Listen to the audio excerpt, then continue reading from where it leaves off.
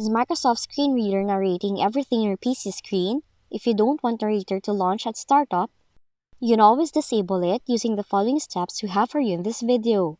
Now to start, using the keyboard shortcut, you can just press the Windows key, Control, and the Enter key all together.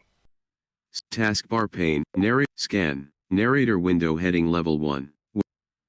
Exiting Narrator. And this will turn off Narrator instantly. Now in Windows 11, you can also disable it by opening Settings, click Accessibility, click Narrator, then click the switch to turn off Narrator.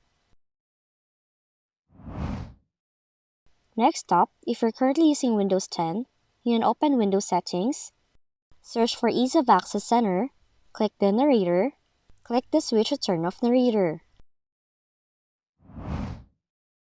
Now if the narrator won't stop reading on-screen text long enough to allow you to do anything, you can force it to quit by opening Task Manager, find and click the Screen Reader option in the list of programs on the Processes tab, then right-click, and then select End Task.